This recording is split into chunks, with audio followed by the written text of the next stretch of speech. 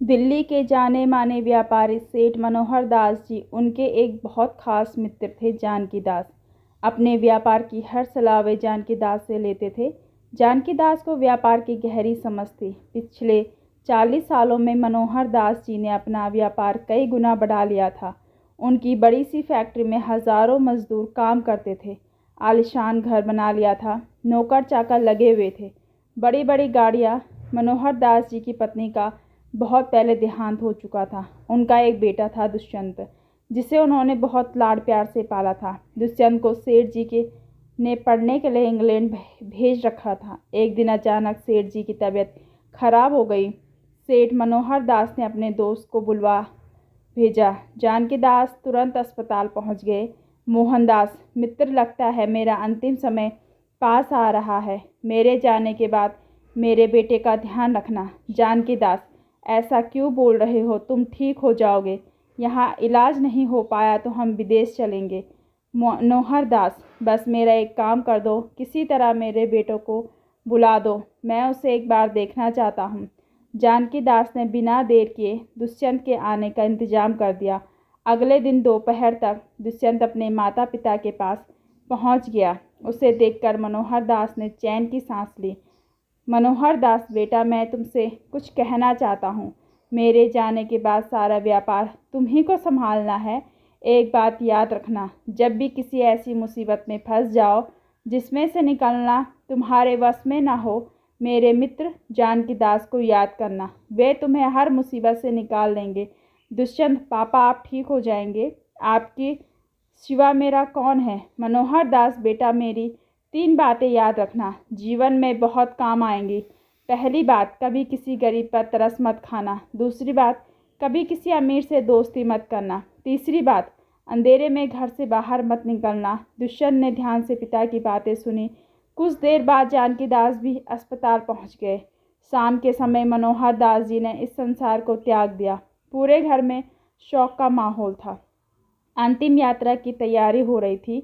जानकी दास सारी व्यवस्था देख रहे थे। बीच बीच में वे दुष्यंत को भी संभाल रहे थे। इसी तरह समय बीत गया। करीब 1 महीने तक दुष्यंत पिता के शोक में घर में बैठा रहा। एक दिन जानकी दास जी उससे मिलने आए। जानकी दास, बेटा, अब तुम्हें तुम्हारे पापा का बिजनेस संभाल लेना चाहिए। उनकी भी यही इच्छा थी। दुष्यंत ने उनकी बात मान ली और अगले दिन से ऑफिस जाना शुरू कर दिया।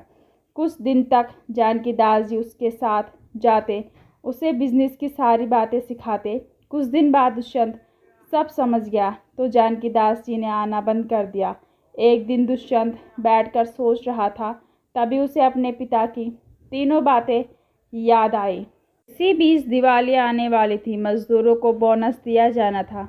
मैनेजर फाइल लेकर दुष्यंत के पास पहुंचा। मैनेजर, सर, ये मजदूरों के बोनस की फाइल है। उन्हें हम 1 महीने का बोनस देते हैं।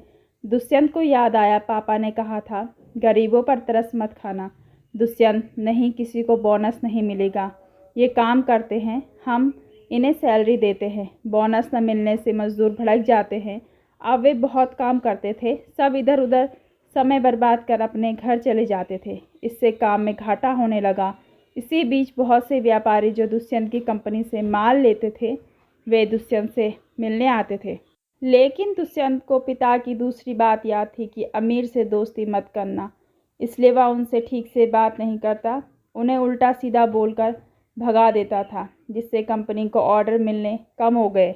इसके साथ ही दुष्यंत को रात को कहीं जाना होता तो वह अपने साथ 2-3 लड़के साथ लेकर जाता था, जो बड़े से जनरेटर के साथ रथ सजाकर पूरी रोशनी लेकर चलते थे।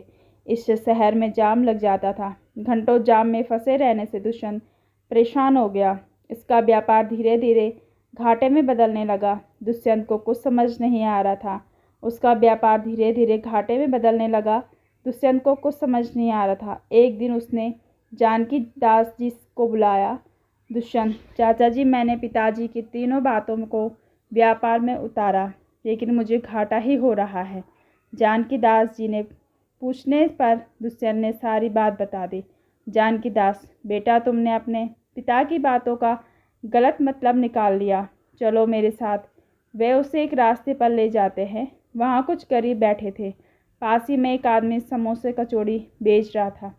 जानकी दास, बेटा, तुम्हारे पापा ने कहा गरीबों पर कभी तरस मत खाओ। इसका मतलब यह है कि अगर आज तुम जाकर इन गरीबों में ये समोसे खरीद कर बांट दो तो इन्हें बिना मेहनत खाने की आदत पड़ जाएगी। कल जब तुम्हारी गाड़ी यहाँ से गुजरेगी तो ये इंतज़ार करेंगे कि अब समोसे मिलेंगे।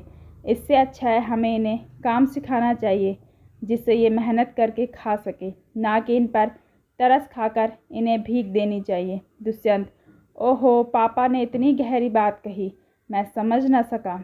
अगले दिन दुष्यंत जानकी दास के साथ फैक्ट्री गया। वहाँ जाकर उसने सभी मजदूरों से माफ़ी मांगी और उन्हें 2 महीने का बोनस दिया, जिससे सभी मजदूर खुश होकर मेहनत से काम करने लगे।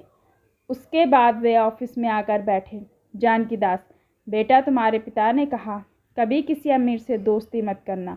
इसका मतलब था कि व्यापार सबसे करो लेकिन दोस्ती मत करो, क्योंकि अगर इनसे दोस्ती करोगे तो ये तुम्हारे राज निकलवा लेंगे। कहाँ से कच्चा माल लाते हो, कितने का बनता है, कैसे बेचते हो, और साथ ही ये तुम्हें बुरी आदतों जैसे शराब आदि की लत लगा देंगे। इसलिए इनसे बचने को कहा। दुष्यंत: लेकिन मैंने तो सबको भगा दिया। जानकी दास: तुम चिंता मत करो, सब मुझे अच्छे से जानते हैं। मैं कह दूंगा पिता के जाने के कारण बच्चा दुखी था। कुछ दिन हम थोड़ा सस्ता करके माल बेचेंगे, सब आ जाएंगे। दुष्यंत: चाचा जी, आपने मुझे बचा लिया। अब तीसरी बात भी बता दो, मैं शाम कहीं भी जाता हूँ ट्रैफिक में फंस जाता हूँ। जानकी दास: तुम्हारे पिता ने कहा था अंधेरे में घर से मत निकलना। इसका मतलब था शाम को तुम अब ऑफिस से घर जाओ तो अपने घर वालों के साथ समय बिताओ, घर का खाना खाओ जिससे तुम्हारी सेहत सही रहे। तीसरी बात, तुम्हारे पास बहुत पैसे हैं, रात को गुंडे बदमाश तुम पर हमला कर सकते हैं। दुष्यंत को अपने पिता की बातों की गहराई समझ में आ गई। वह उनके बताए हुए रास्ते पर चलने लगा। कुछ ही समय में उसका व्यापार पहले से भी अच्छे चलने लगा।